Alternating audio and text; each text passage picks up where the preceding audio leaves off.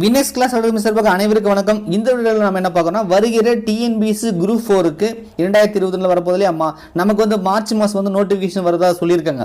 So இந்த TNPSC group 4க்கு ஒவ்வொரு கேட்டகரியிலும் பார்த்தீங்கன்னா அதிகபட்ச வயசு, அதாவது மேக்ஸிமம் ஏஜ் லிமிட் என்ன, அது மட்டும் இல்லாமல் வந்து இந்த வேகன்சி வந்து இன்க்ரீஸ் ஆகிறதுக்கு வந்து வாய்ப்பு இருக்கா அப்படின்றத நம்ம பார்க்க போகிறோம். இது ஏன் நம்ம பார்க்குறோம் அப்படின்னு பார்த்தீங்க அப்படின்னா, அதாவது நிறைய நண்பர்கள் வந்து கமெண்ட்ஸில் வந்து சார் வந்து நான் வந்து எலிஜிபிளா டிஎன்பிஎஸ்சி குரூப் 4 படிக்கலாமா, குரூப் 2 படிக்கலாமா சார், எனக்கு வந்து ஏஜ் பார் ஆயிடுச்சா, அந்த மாதிரி நிறைய பேர் வந்து கமெண்ட்ஸ் பண்ணிட்டு இருக்கீங்க. அது மட்டும் இல்லாமல் இதுக்கு மெயினான காரணம் என்ன அப்படின்றத நான் வந்து பார்க்கும்போது தெரியுது, புதிய ஜியோ வந்து வெளியிட்டாங்க இல்லையா, அதாவது 13/9/2021 ஒரு ஜியோ வந்து தமிழக அரசு வந்து பாஸ் பண்ணுச்சு. என்ன அப்படின்னா, 2 வருடங்களாக வந்து அரசு போட்டித் தேர்வுகள் வந்து சரியா நடத்தாதனால தமிழகத்தில் இருக்கக்கூடிய அனைத்து அரசு போட்டித் தேர்வுகளுக்குமே 2 வருட சலுகை, அதாவது வயது உச்சவரம்பு மேக்ஸிமம் ஏஜ் லிமிட்ல வந்து வயது வரம்பு சலுகை கொடுத்தாங்க இல்லையா. ஸோ அந்த வயது வரம்பு சலுகையின் அடிப்படையில் இப்போ டிஎன்பிஎஸ்சி குரூப் 4க்கு வந்து என்ன மேக்ஸிமம் ஏஜ் லிமிட் இருக்கணும், அது விஓவுக்கு எப்படி இருக்கணும், விஓ இல்லாத போஸ்ட்டுக்கு வந்து எப்படி இருக்கணும், ஒவ்வொரு கம்யூனிட்டிக்கு என்னென்ன இருக்கணும் அப்படின்ற மாதிரி ஒரு சில பேருக்கு வந்து கன்ஃபியூஷன் இருக்கலாம். சப்போஸ் இது வந்து உங்களுக்கு தெளிவாக இருக்க சார் எனக்கு இதெல்லாம் தெரியும் அப்படின்னா வீடியோ ஸ்கிப் பண்ணிடுங்க. நான் இந்த வீடியோ மேக் பண்ணுறது காரணம் என்னன்னா, கமெண்ட்ஸில் வந்து சந்தேகங்களை கேட்குறவங்களுக்கும் புதுசாக டிஎன்பிஎஸ்சி தேர்வுக்கு படிக்கிறவங்களுக்கு தான் இந்த வீடியோ நான் மேக் பண்ணியிருக்கேன். உங்களுக்கு டிஎன்பிஎஸ்சி குரூப் 4க்கு மேக்ஸிமம் ஏஜ் லிமிட்டில் வந்து சந்தேகம் இருக்குது அப்படின்னா கண்டிப்பாக இந்த வீடியோ முழுமையாக பாருங்கள். ரைட்டா. ஸோ வந்து இந்த அரசாணையை வந்து 91 அரசாணை எண் வந்து 91, டேட் வந்து 13/9/2021 விட்டாங்க. இந்த ஜிஓ படி மேக்ஸிமம் ஏஜ் லிமிட் வந்து டிஎன்பிஎஸ்சி குரூப் 4 என்னன்னு பார்க்கலாம். அது மட்டும் இல்லாமல் வந்து பார்த்தீங்க அப்படின்னா, நேற்று ஒரு புதிய அறிவிப்பு ஒன்று வந்திருக்கு. சட்டப்பேரவையில் வந்து ஒரு சட்ட மசோதா, ஒரு சட்ட திருத்தம் வந்து நிறைவேற்ற போகிறாங்க. என்னன்னா, தமிழகத்தில் இருக்கக்கூடிய அனைத்து பொது துறை நிறுவனங்கள் செப்பரேட்டாக எக்ஸாம் வைக்கிறாங்களா. இப்போ உதாரணத்துக்கு பார்த்தீங்கன்னா வீட்டு வசதி வாரியம், அதே மாதிரி மின்சார வாரியம், போக்குவரத்து, ஆவின், இது மாதிரிலாம் இருக்கு இல்லையா.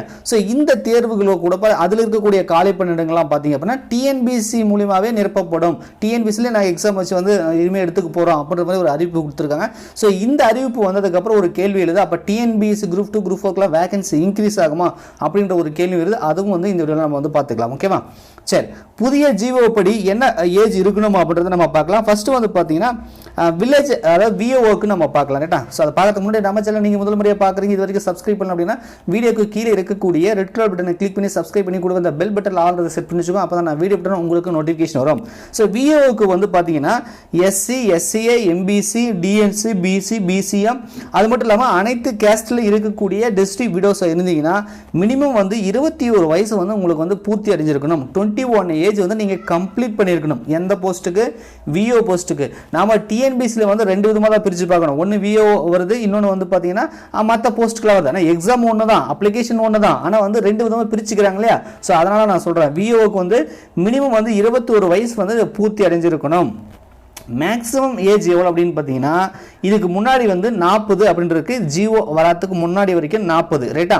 ஸோ இப்போ வந்து இப்போ அந்த ஜிஓ வந்ததுக்கு அப்புறம் வந்து பார்த்தீங்கன்னா இது வந்து 42, அதாவது SC, SCA, MBC, DNC, BC, BCM, distributors எல்லாருக்குமே மேக்ஸிமம் வந்து 42 வயசு வரைக்கும் எழுதிக்கலாம். ரைட்டா. இப்போ ஒரு கொஸ்டின் வரும், சார் விஓன்னா அப்போ மினிமம் வந்து 18 இல்லையா, மேக்ஸிமம் வந்து எந்த ஏஜ்னாலும் எழுதிக்கலாமே அப்படின்னு கூட கேட்பீங்க. அது ஸ்டார்டிங்கில் கேட்க வேணாம், நான் சொல்கிறது விஓக்கு மட்டும்தான் இந்த ஏஜ் சொல்லிட்டு இருக்கேன். மற்ற போஸ்ட்டுக்கு வந்து மினிமம் ஏஜ் வந்து 18, மேக்ஸிமம் ஏஜ் வந்து மாறும். ரைட்டா. நான் விஓக்கு மட்டும் தான் இப்போ பேசிட்டு இருக்கேன். ஸோ இப்போ வந்து பார்த்தீங்க அப்படின்னா மேக்ஸிமம் ஏஜ் லிமிட் வந்து இந்த கேட்டகரியில் 42 வந்துடும். இதே வந்து அதர் கேட்டகரி, அதாவது ஓசி கம்யூனிட்டின்னு சொல்லுவோம் இல்லையா. ஸோ அவங்களுக்கு வந்து மினிமம் வந்து 21 இயர்ஸ் இருக்கணும். மேக்ஸிமம் வந்து பார்த்தீங்கன்னா இதுக்கு முன்னாடி வந்து 30 வயசு வந்து இருக்கலாம். இப்போ அந்த புதிய ஜிஓ வந்ததுக்கு அப்புறம் 2 வருட சலுகையை நம்ம பயன்படுத்தி 32 வயசு வரைக்கும் நீங்க வந்து அப்ளை பண்ணிக்கலாம். ரைட்டா. ஸோ வந்து மேக்ஸிமம் ஏஜ் லிமிட் வந்து 32 அப்படின்றதான் ஓசி கேட்டகரி. மற்றவங்களுக்குலாம் 42 வரைக்கும். இப்போ வந்து பார்த்ததெல்லாம் விஓ. இதில் வந்து நீங்கள் 10th படிச்சிருந்தாலும் சரி, டிகிரி படிச்சிருந்தாலும் சரி, எல்லாத்துக்குமே இந்த ஏஜ் லிமிட் தான் நீங்கள் புரிஞ்சுக்கணும். இந்த ஏஜ் லிமிட் தான் வந்து இப்போ வரப்போகுது.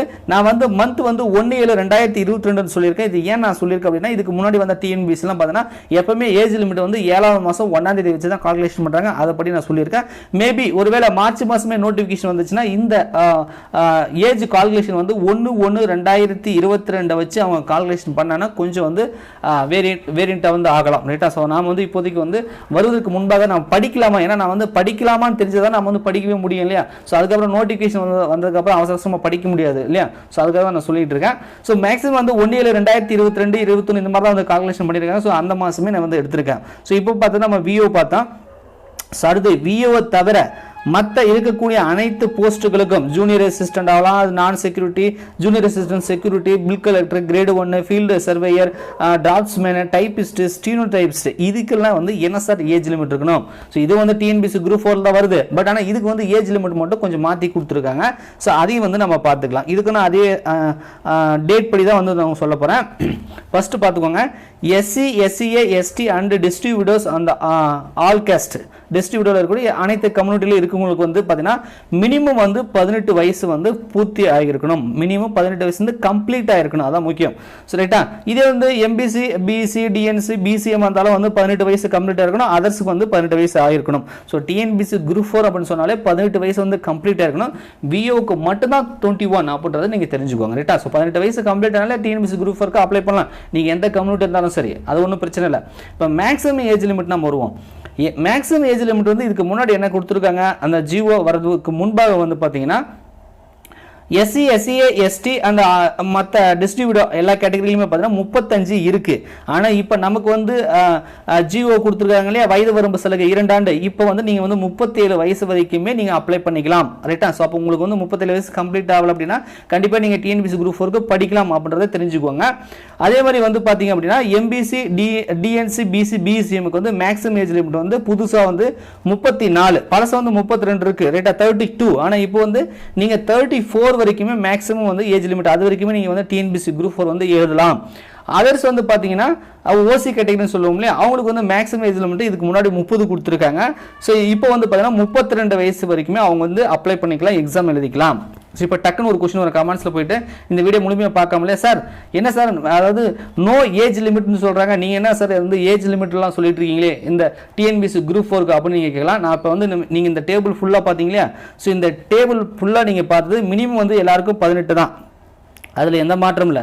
இந்த மேக்ஸிமம் ஏஜ் லிமிட் இருக்கு இல்லையா, இந்த மேக்ஸிமம் ஏஜ் லிமிட் பொறுத்த வரைக்கும் இந்த டேபிள் இருக்கிறது 10ஆம் வகுப்பு மட்டுமே படித்தவர்கள். நான் 10வது மட்டும் தான் சார் பாஸ் பண்ணேன், +1 +2 போகலை.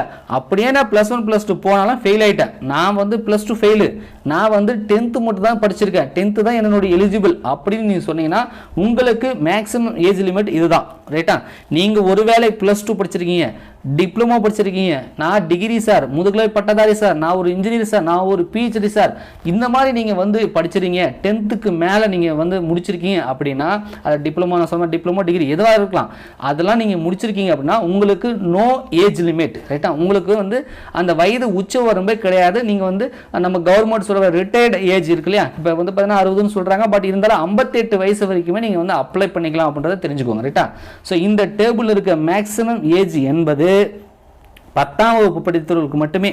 நீங்கள் 10ஆவதுக்கு மேலே 12th முடிச்சிருக்க பாஸ் பண்ணிட்டு சார் நீங்கள் காலேஜ் படிச்சிருங்க சார் அப்படின்னா உங்களுக்கு வந்து எந்த வயசுனாலும் டிஎன்பிசி குரூப் 4க்கு அப்ளை பண்ணிக்கலாம். ரைட்டா, ஸோ விஓக்கு மட்டும்தான் வந்து பார்த்தீங்க அப்படின்னா இந்த மேக்ஸிமம் ஏஜ் லிமிட் வந்து டிகிரி முடிச்சிருந்தாலுமே பொருந்தது. இதுக்கு டிகிரி படிச்சிருக்கீங்க, +2 படிச்சிருக்கீங்கன்னா இது பொருந்தாது. இப்போ நீங்கள் ரெண்டாவதாக பார்த்த டேபிளில் வியூவை தவிர 10ஆம் வகுப்பு மட்டுமே படித்தவர்களுக்கு மேற்கண்ட அதிகபட்ச வயது உச்சவரம்பு பொருந்தும்.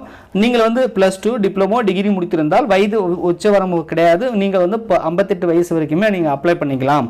ரைட்டா, ஸோ உங்களுக்கு வந்து நோ ஏஜ் லிமிட் அப்படின்றதான் உங்களுக்கு வந்து தெரிஞ்சுக்கோங்க. ரைட்டா, சுருக்கமாக சொல்லணும்னா விஓக்குன்னு வந்து டிகிரியை படிச்சிருந்தாலும் 10th படிச்சிருந்தாலும் அவங்களுக்கு வந்து minimum age limit maximum age limit இருக்குது. ஆனால் வந்து விஓவை தவிர மற்றதுக்கு வந்து மினிமம் 18, ஆனால் மேக்ஸிமம் வந்து பார்த்தீங்கன்னா 10ஆம் வகுப்பு பாஸ் பண்ணவங்களுக்கு நோ ஏஜ் லிமிட், 10ஆம் வகுப்பு மட்டுமே படிச்சவங்களுக்கு மட்டும்தான் அந்த ஏஜ் லிமிட் அப்படின்றத நீங்கள் வந்து சுருக்கமாக புரிஞ்சுக்கலாம். இப்போ ஒரு கொஸ்டின் வரும், சார் வந்து வேகன்சி இன்க்ரீஸ் ஆகுமா சார் அப்படின்னா, இப்போ கொடுத்துருக்குற வேகன்சி என்னென்னா 5755. அவங்க வேகன்சி கொடுக்கும்போதே டிஎன்பிசி தேர்வாணைய தலைவர் பாலச்சந்திரன் அவர்கள் டிவியில் பேட்டி கொடுக்கும்போதே ஒன்று சொல்லிட்டாரு, என்ன அப்படின்னா தற்சமயம் எங்ககிட்ட கையில் இருக்கக்கூடிய வேகன்சி இதுதான். ரைட்டா, அது வந்து நோட்டிஃபிகேஷன் வரும்போது வந்து நியூ வேகன்சி ஏதாவது அப்டேட் வந்துச்சுன்னா நாங்கள் வந்து அப்டேட் பண்ணுவோம். ஏன் வந்து பார்த்தீங்க அப்படின்னா எக்ஸாம் முடிச்சுட்டு ரிசல்ட் வரும்போது செலெக்ஷன் பண்ணும்போது கூட அந்த வேகன்சி வந்து இன்க்ரீஸ் ஆகிறதெல்லாம் உண்டு. அதனால் வந்து இது வந்து ஒரு டென்டேட்டிவான வேகன்சி மட்டும் தானே, இது வந்து இறுதி கிடையாது. நிச்சயமாக வந்து வேகன்சி இன்க்ரீஸ் ஆகிறதுக்கு வாய்ப்பு இருக்குது. அதுக்கான முதற் காரணம் வந்து நேற்று நீங்கள் மீடியாக்களில் பார்த்துருப்பீங்க, பொதுத்துறை நிறுவனங்களில் இருக்கக்கூடிய அந்த காலி பணியிடங்களும் இனிமேல் டிஎன்பிசி மூலமாக நடத்த பண்ணுறாங்க. அப்போ சில போஸ்ட்டுக்கெலாம் பார்த்தீங்கன்னா 10th எலிஜிபிளாக இருந்துச்சு அப்படின்னா அந்த 10th எலிஜிபிளாக இருக்கக்கூடிய போஸ்ட்டை வந்து டிஎன்பிசி குரூப் 4ல ஆட் பண்ணிடுவாங்க. ஸோ அப்போ ஒரே எக்ஸாமில் வந்து அவங்களுக்கும் வந்து அந்த போஸ்ட்டை வந்து செலெக்ஷன் பண்ணுறதுக்கு வாய்ப்பு இருக்குது. ஸோ அப்படி வந்துச்சுன்னா கிட்டத்தட்ட பார்த்தீங்கன்னா ஒரு 8000க்கு மேற்பட்ட வேகன்சி வரலாம், இன்னும் கூடுதலாக கூட வரதுக்கு வாய்ப்பு இருக்குது அப்படின்னு சொல்லி வீடியோ முடிச்சிருக்கேன். இப்போ வந்து ஏஜ் லிமிட்டை பொறுத்த வரைக்கும் கண்டிப்பாக உங்களுக்கு அந்த 2 years ஏஜ் ரிலாக்ஸேஷனை பொறுத்து மேக்ஸிமம் ஏஜ் லிமிட் என்னன்றது நாங்கள் புரிஞ்சிருக்கோம்னு நினைக்கிறோம். ஸோ நீங்கள் வந்து கிளியர் ஆகிருப்பீங்க. சப்போஸ் இதுக்கு மேலே உங்களுக்கு ஏதாவது சந்தேகம் இருந்துச்சு அப்படின்னா கமெண்ட்ஸில் கமெண்ட் பண்ணுங்கள். வீடியோ பிடிச்சதை மறக்காமல் லைக் பண்ணுங்கள். நன்றி, வணக்கம்.